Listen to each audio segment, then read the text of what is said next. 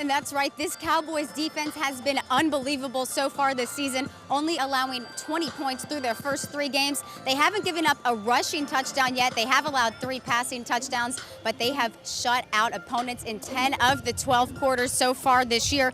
And that means that there has been no points allowed in the second or third quarters. They've also held opponents to 24% on third down. That is in the nation, so you can imagine this Cowboys defense is going to give a struggling Nicholls team some problems today. Lynn, up to you. Thank you so much, Lynn. I am down here with Nicholls head coach, Coach Rebow. Now, Coach, you guys have an incredible 3-0 McNeese team coming in. How do you stop Daniel Sams in that offense? Hey, look.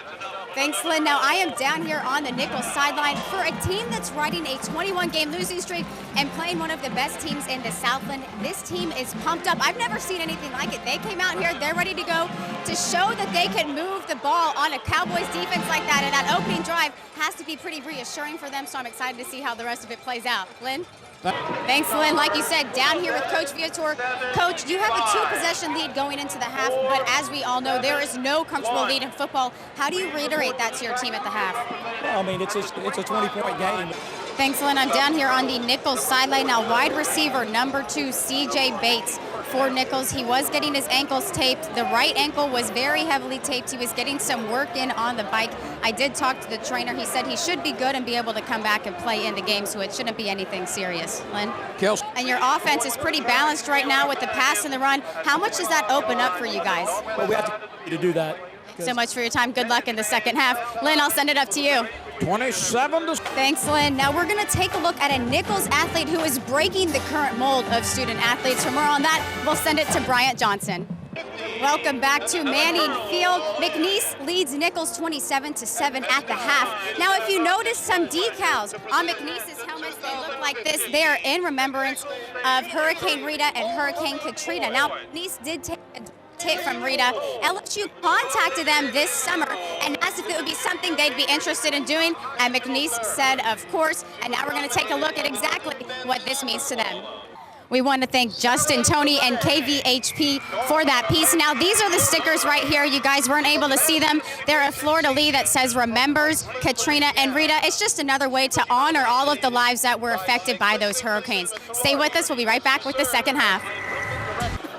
Lynn, I am always by the food. You can't see in this pot. It is a huge pot of gumbo. They're teaching me how to stir, but he stole the stirrer from me. He said he didn't. Oh, here we go. I'm still working on the technique. Now, I know you have a son on the team. What's his name? His name is Andrew Carrier. And how long have you guys been doing this? They cook for the team, and the team is able to eat for free after every single game. That's correct. This is our second year of doing this. We support the program by feeding our players after the game. We solicit funds, we get money, pay for the meals. Well, awesome. I'm sure they really appreciate that. Now, Lynn, if you can't find me in a little bit, you know where I am. Kelsey, you need to hit the weight room if you're going to do that one-handed. Wow, yeah, that is unbelievable. You know, thanks, Lynn. Now, right now, you guys are looking at Toscani Figaro. He went down in that last possession. You saw him drinking that. Now, it's not water. It's kind of like an electrolyte drink, just kind of rehydrate him. He has been kind of looking at his right ankle, but he's walking around fine and seems to be okay, picking up his helmet now as you see that.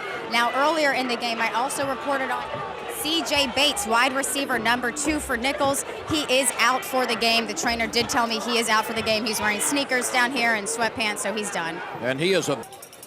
Welcome back to Manning Field. McNeese leads Nicholls 37-7 with 4 minutes left in the fourth quarter. Now, there might be a familiar face to some of you LSU fans over here, Chris Shambra. He was an outfielder for LSU baseball and a kicker for LSU. Now, he played baseball at LSU for 4 years. He played football for just 1 year last year, and he had 1 year of eligibility. Now, when he was in Omaha, the coaches here were contacted by LSU baseball coaches who said, hey, Shambra might have some interest in kicking for you guys. And when they got back from Omaha, Shambra contacted them, and he is here dressed out as a Nicholls Colonel today.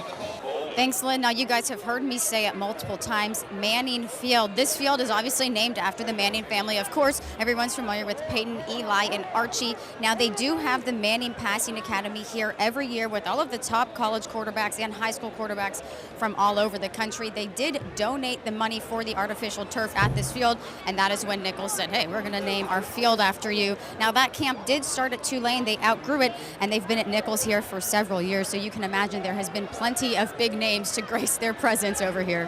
Thank you. Like I said, I am joined here with the winning quarterback, Daniel Sands. Now, 4-0 overall, 3-0 in conference. How good does it feel?